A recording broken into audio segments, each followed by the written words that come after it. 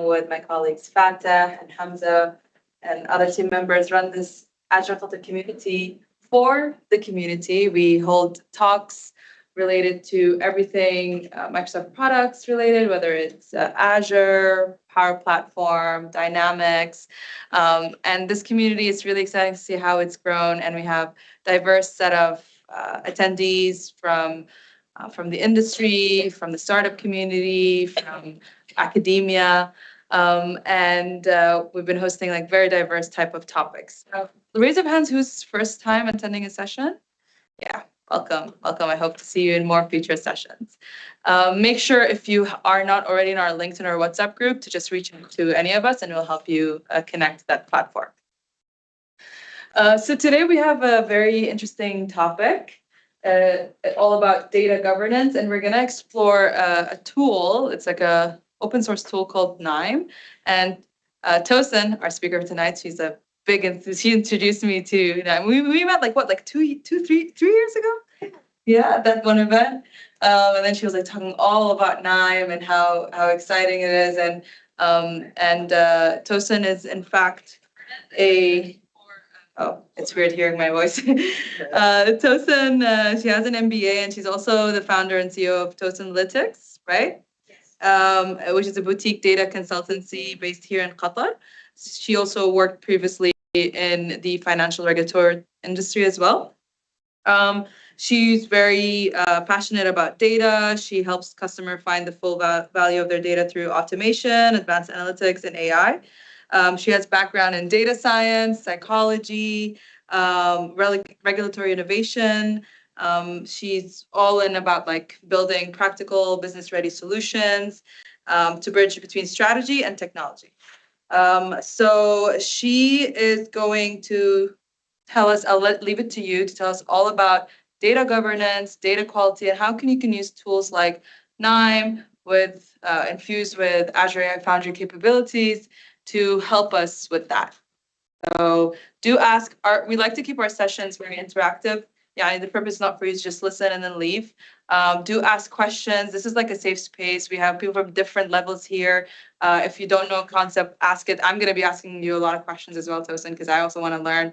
And at the end, as usual, we are going to ask you a question, 3 questions actually, to check if you've been listening, and then you walk away with some cool merch. And of course, we have pizza outside as usual. All right, Tosin, off to you. Hello, everybody. Thanks for the introduction. So I'm going to be speaking today about data governance. I think it's a topic that is starting to pick up steam in the region and around the world, as all organizations, they want to use like AI and actually use their data to make better decisions. So this is going to be the agenda for the talk today. The agenda for the talks, we're going to discuss why data governance is important. We're going to discuss how you can actually use GenAI to help get your data to a stage where you can get the output you want from AI and other data solutions. We're going to discuss Azure AI Foundry, what it does, how you can use it, how you can deploy it. I'm going to introduce you to KNIME, and I'm also going to do a live demo about how I'm using GenAI to help with a data cleaning use case. So as Fatma said, at any point in time, feel free to stop me, feel free to interject, ask questions, talk about your experience in school, at work, or anything you'd like to discuss.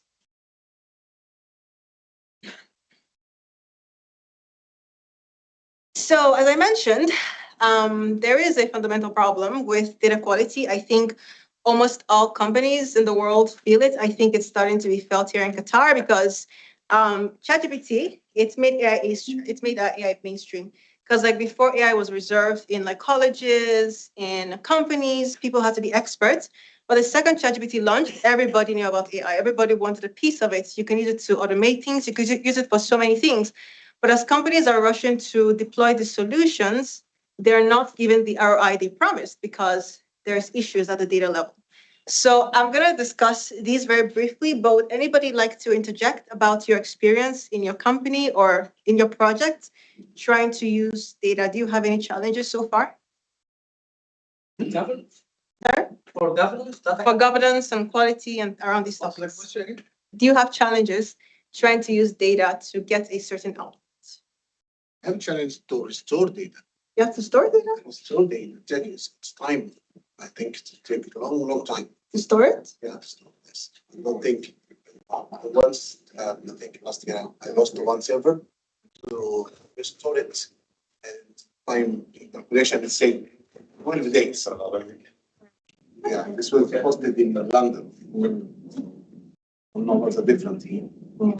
That's an interesting one. I think this is kind of for the data quality and also the governance. This is kind of a challenging part of a project. Right. In the architecture, so governance needs to be like endorsed from the beginning. But we have some depth now, and the products related to data, each department or each domains work with their own data.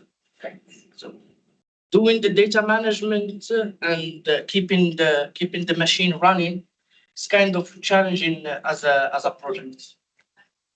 Is that from my computer?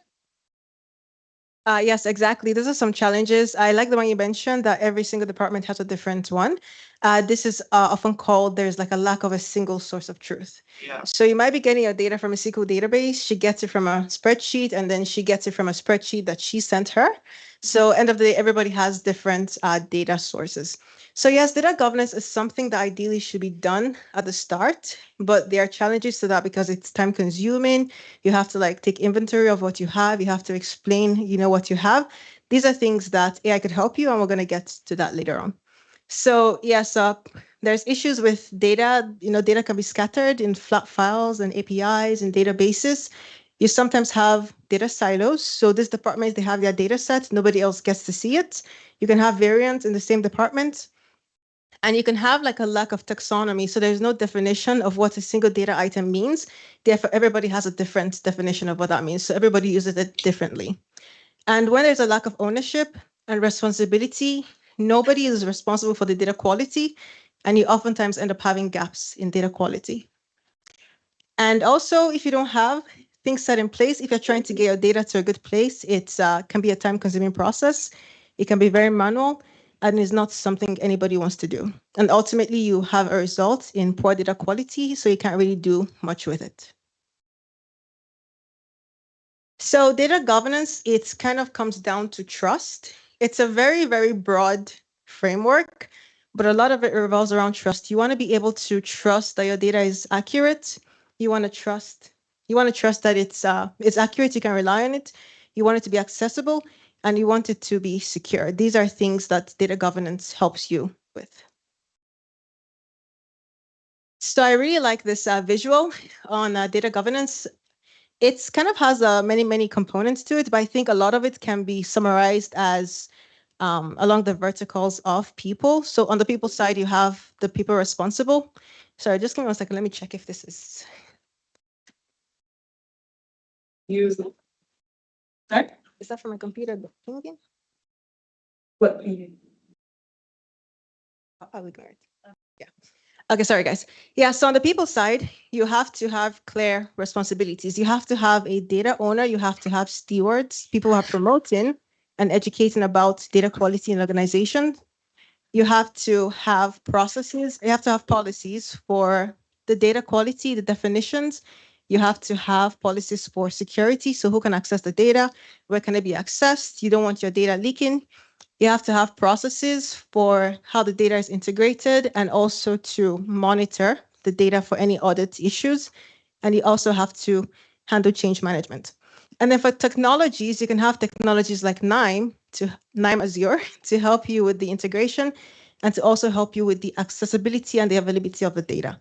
So like Power BI, for instance, once you have your data set up, anybody can take a maybe 30 minutes course in Power BI and they can go and make a dashboard. And it's reliable, it's fast. They don't have to wait for someone to go and like figure out anything. Everything is laid out, so you're able to move quickly. Did you have a comment? You sure? Okay. It's a third party. Yeah. I'll give an overview in a second. Yes. So benefits, again, a lot of it revolves around trust. If you have data and the data has errors, you cannot take decisions on it. So you have to have reliable data. And this is something that data governance helps with, and it helps you really get to the value of your data. And also it helps you with innovation and efficiency because, again, if you have a quick solution you want to build, but you don't have data that's reliable, that's accessible, you can't just go and build something very quickly. So it helps you move with speed. And finally, it helps you with data security and compliance. Any questions, any comments?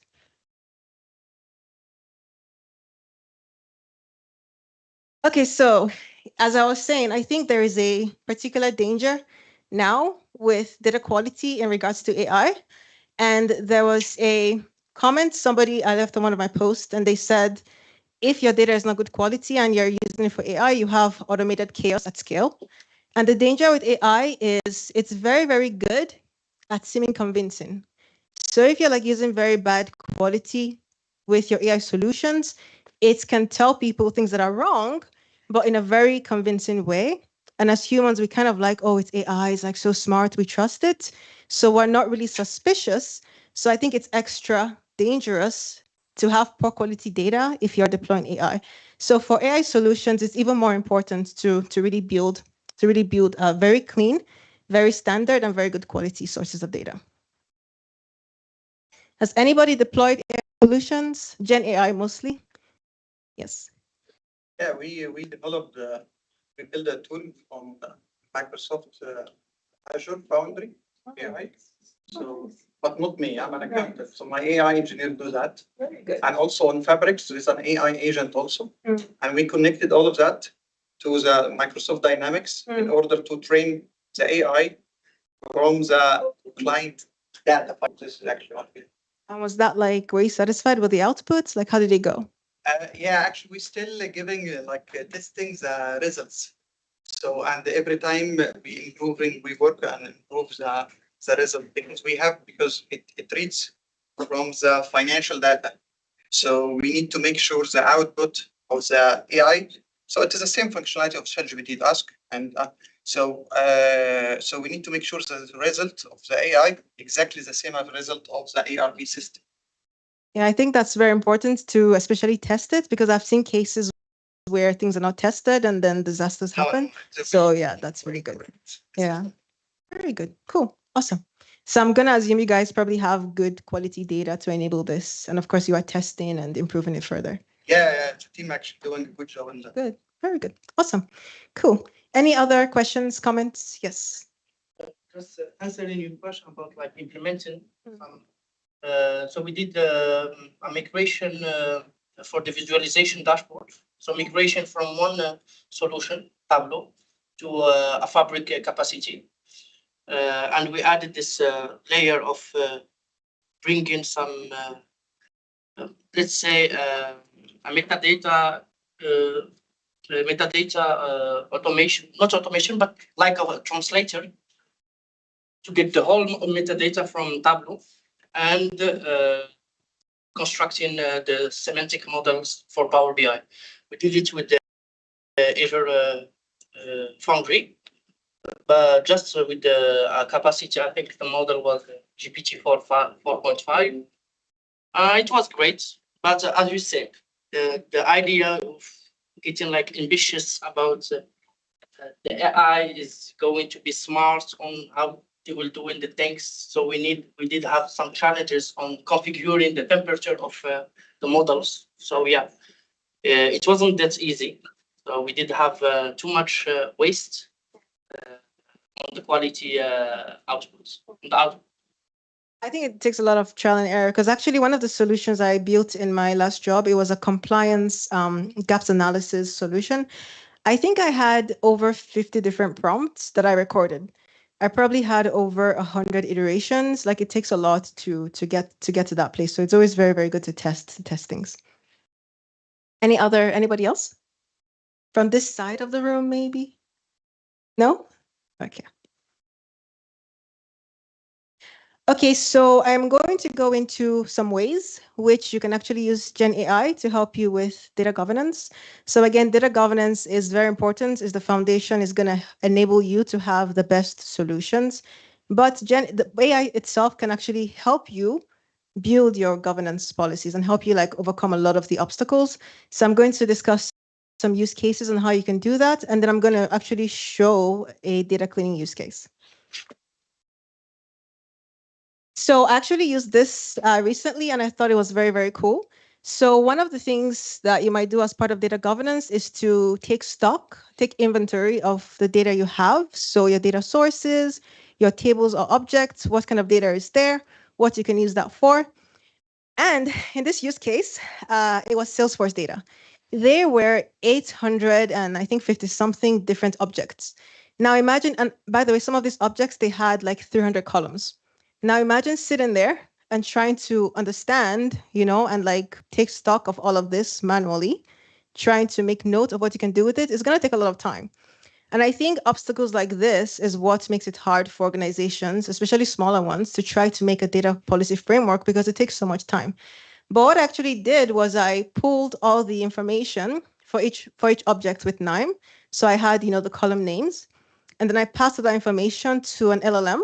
So the LLM helped me figure out what was the content of each object, what it could be used for, which analytics it could actually empower. And the LLM wrote documentations for all of this. So I just had to sit down for a few hours, review, and I agreed with the LLM about 98% of the time. And that's saved me 2 days of work for manually reading things and typing things out myself. So it can help you with things like this.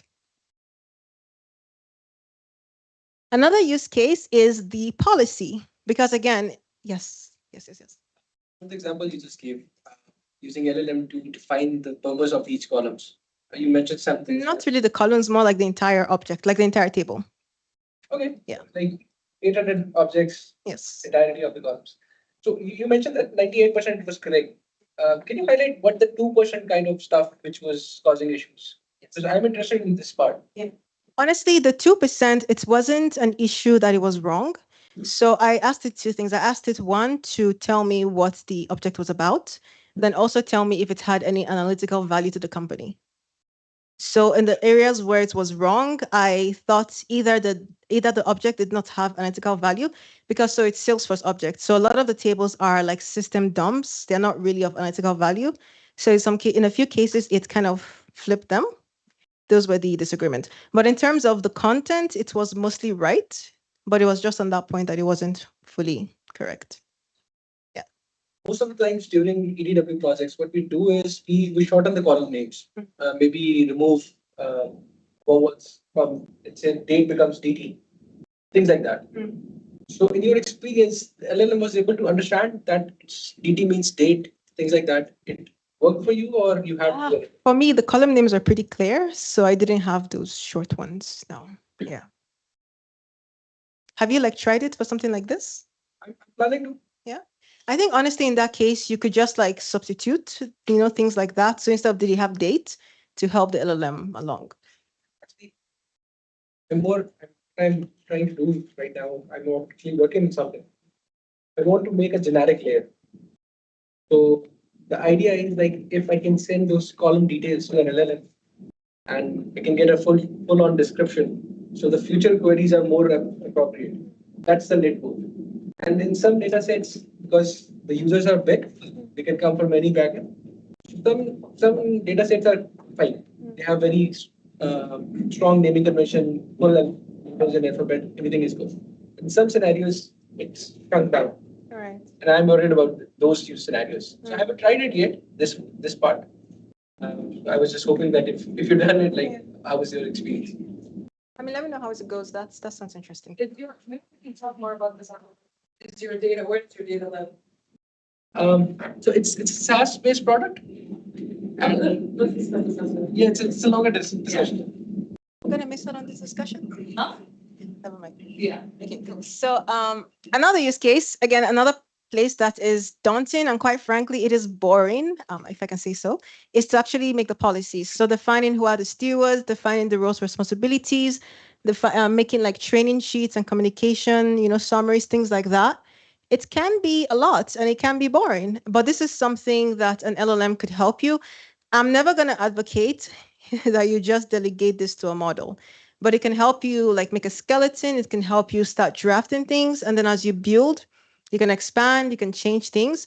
So it's kind of helpful to help you get the ball rolling. And then as you go along, you can like grow it further.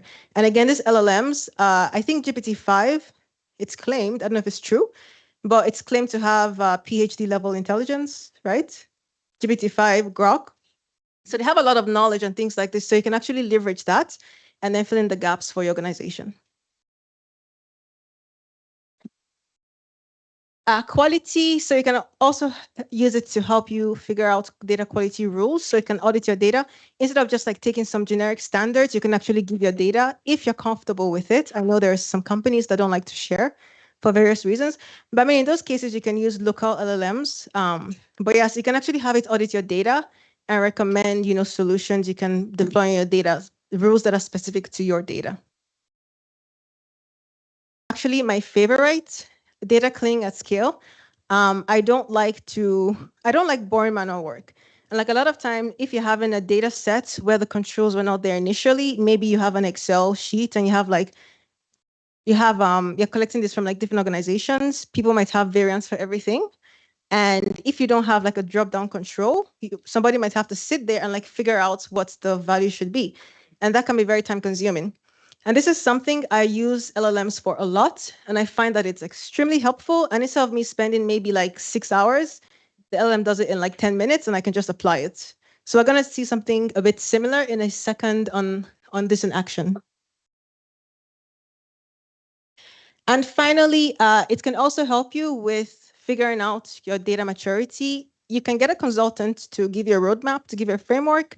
But if it's a generic solution, it might not apply to you. Or even if you have something, you can use the LLM as as an objective consultant to help you figure out where you are and figure out where you need to get to. So it can give you custom solutions. These are some of the ways that LLMs can help you with data governance. Are there any questions, any comments, anything that seems feasible or interesting from these use cases? Yes.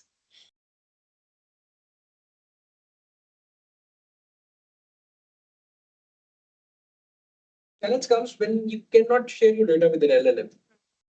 So have you explored that option? Like, what are you gonna do if you cannot export your data or connect your data with an LLM because of the privacy concerns? Because if I share my data with an LLM, there's a highly likely that they're gonna consume the data to turn over it. I don't want that, especially coming from a telco background. I cannot let any external party process or learn my data. So what do you do for these kind of scenarios? I think there's like 3 solutions. I'll discuss the first 2 and then give the last to the Microsoft team. They can tell you about Microsoft security. So the first solution, depending on your company's resources, you can actually get a server and deploy a powerful LLM there. Therefore, you control everything. The second solution, if it's not like maybe a huge pipeline, you can actually use a local LLM. So they have this software, I think it's called GPT for All. Even at ChatGPT, they released a local LLM recently. I forgot the name. Yeah? Okay, yeah, exactly. So you can download it locally, so it's on your machine. That means nobody can see it. And then Microsoft, I'm sure, has good securities around this. Would you like to comment on this point? Sending your data to the element security concerns around that. So a lot of the features that Tosin described, like KNIME is one tool you can use. There's also tools like Microsoft Purview, and then there's also Fabric, and there's other tools that are built into the Microsoft platform that allows this. And when it comes to the AI elements there, and then a lot of customers that trust the ecosystem and use this, you need to understand, we need to like dig deeper into understanding where the concern is when it comes to using LLM for this, because it's just like a transitive process. There's no data that gets stored. It's just your request gets processed and it gets sent back. There's certain controls you can put. You can mask the data before it gets sent to the LLM, and other things that was mentioned as well. Like maybe you can bring your own LLM there to run some of the requests. So it is really, there's a lot that you can do, but I think sometimes people just hear the word AI or LLM, they think, that's it's easier to just block it, but we need to dig deeper understanding like what the concerns around that is, because when you have it's not like it's going to somewhere third party and it's being trained for that.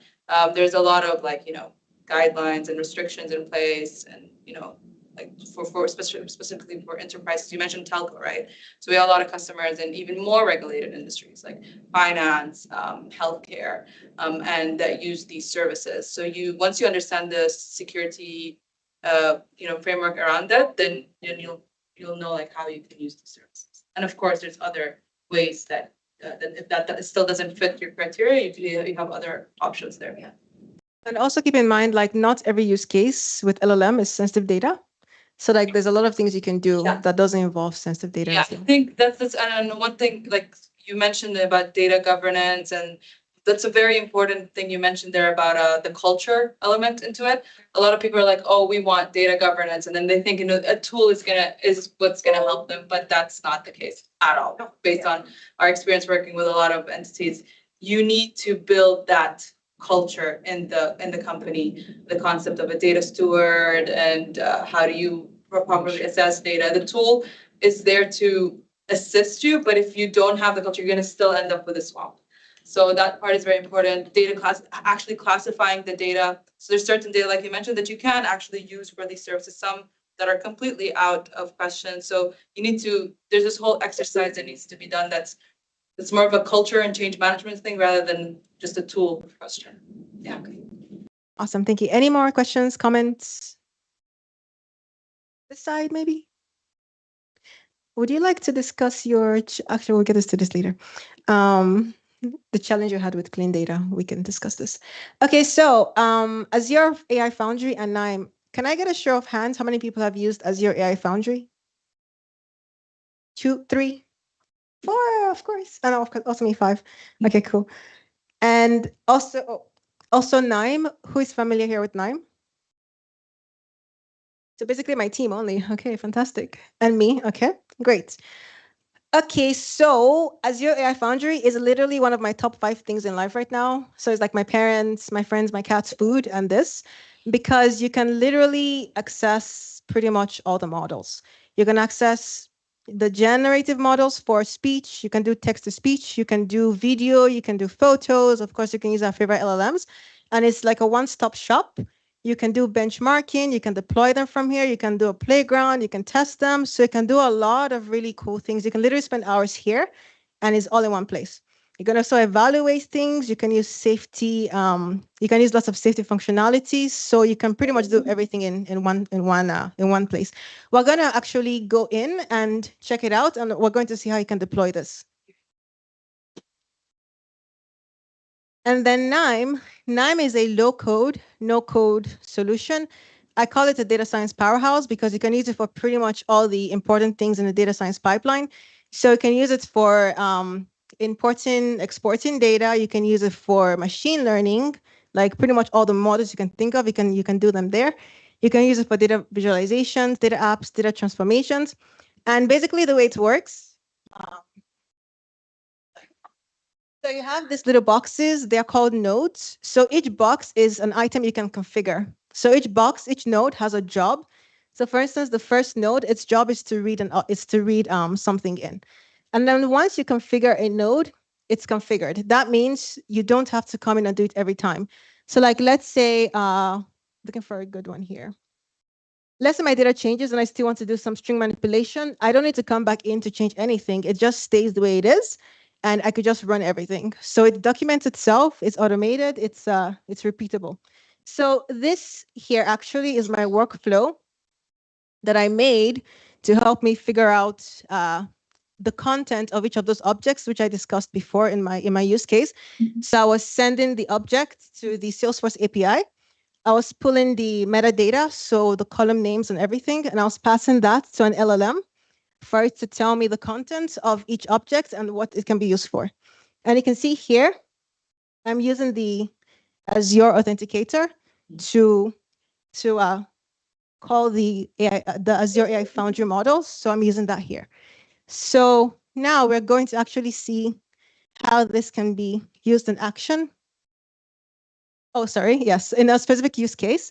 So this is a GenAI data cleaning use case. Again, data cleaning is kind of one of the most important but more boring aspects of data science. And I would like to ask Amina, because she did this challenge as part of her interview. Can I put you on the spot? Like how long it took you, how you felt about doing this manually. What specifically? So like trying to make the zone names, municipality, the real estate types consistent for that data. Oh, state okay. Data set. Okay, so that took me, it took me a few hours actually, because I needed to understand the data set and I needed to understand what I'm going to do in the back end, which is in the Power BI, back end of the Power BI, what I'm going to be doing, whether I need to clean out some of the columns or still keep them. One of the things that I've noticed that was somewhat impossible was there were there was a difference in location, and so like the logistics of it, so it's like longitude and latitude, the numbers weren't like specifically, they weren't very specific for me to be able to map it out in the dashboard when I'm back on the dashboard. That's More like show the Yeah. consistency issue, like with the Okay. zone names, the municipality, Yeah. the real estate types. Yeah. I think you had to like manually make it consistent, right? Yes. So like how Yes. long did that process take you? Um. Was it fun to do? So fun. It's I think it's just it was a little bit, yeah, subjective, but maybe with time it can be a little bit fun. I think it's just more of understanding what real estate data types and Mhm. how it really works, and then getting a hang of that, especially when it comes to the consistency of like the municipality names and the zone names and stuff. I also worked on it on KNIME. Um, I prefer that more than Power BI, but that's Yeah, I think. yeah. No offense, sorry. Sorry. We love Power BI, I swear. We do, right? Yeah, we do. Yeah, but some things like this are better handled. But to give some more context, so this data set, there were a lot of issues. So for instance, there are, I believe, 8 municipalities in Qatar, and this data set had 12. I think there were like 3 different variations for Doha. So if you're trying to say the total real estate value in Doha, you have 3 bars instead of 1. And when it came to the districts, we have 98 districts, so like zones, and the data had about 300. Now, if you want to sit there and try to figure out what is the correct name for each zone, it's going to take you some time. Or if you're trying to do it for the real estate type, like Amina said, you do need to have some real estate knowledge, but this is something that LLM is kind of good at already. So you could sit there and try to do it manually, or you could just have the AI do the work for you. And we're going to do this with the real estate type examples, but you can do it for the other ones. There was a challenge I had with the zone name, which I might go over quickly if I have time, but this is going to be the use case we're going to do. Yes. Now, if you go back like to the pipeline with the low code you did, Yes. so That's fine. it's like kind of transformation of the data, and added some other like to classified data maybe. Yeah, so it's reading the data in from the APIs, transformation, like you said, to make it ready for an LLM to process. Yes. And for this example, the use case you get to get in like this kind, it's not a duplicated data, but they mention the same value. This is like In different ways, so you cannot consolidate things. Yes. maybe the labeling is different. Maybe I have a point about that. So what KNIME provide is the same as scripts. I can add it to clean my data, to transform my data before exposing to Power BI, right? Yes. You can do that, but it's probably going to take you maybe 10 minutes to write a script, but you can do a lot of the steps in like 30 seconds here. So this is kind of like having this pipeline. I don't know if you call it pipeline or it's a pipeline. It's a workflow. It's not working for you. So this pipeline is kind of like I can have this pipeline as a generic pipeline, and I can use it for different use cases. I mean, in general, yes, but like for instance, if you're cleaning something different, you do have to change the instructions for the LLM. I might have to update the column names and things like that. But if you're dealing with the same data, so like let's say next month the data is refreshed, and maybe they have like 20 new objects. I don't need to do anything. I just need to cancel this and rerun everything. So those 20 new objects are going to be passed in the workflow, and I'm going to get what I need to get. Clear? Yes. It's Cool. kind of clever. Yeah, it is. I'm actually going to build something. I need to check the time to see how much time we have, but hopefully we can like build and see how you can use a solution like this. We do how many minutes exactly? Okay, perfect. Good. Okay, so yes, the challenge fundamentally is data quality. We have too much variance. We cannot do accurate reports on it. So we need to get things consistent. And instead of doing it manually, we can use an LLM to do this work for us. Okay, so I'm gonna go to my laptop because I need to do this live demo.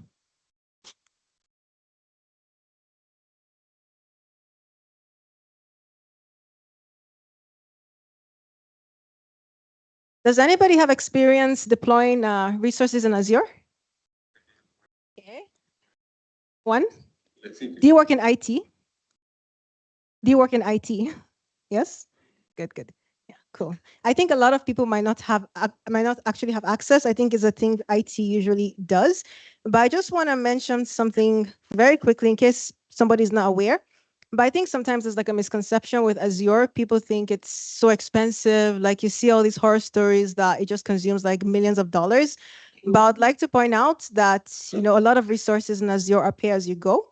And the AI Foundry is one of them. It's free to deploy, and you pay for the tokens that you're using for your deployment. So it's not really hard to access, even for a student. I think you can use a non-work account to make an Azure. Is that right? Actually, students get $100 free with their university account. Very good. Excellent. Yeah. The other one, you can have like some. For regular one, yeah, if you sign up with your credit card, then you get a. No, they can get $200. Yeah, 200. Yes. For with your. Then after that, you can use 200. $200. And honestly, when I signed up, I got it 200. I think I probably used like $2 because like a lot of the things, I don't know how you guys make money. Maybe for like large companies which scale, of course, you know, you're gonna pay a lot. But a lot of things you can deploy and you can learn this way. You don't have to like spend so much money.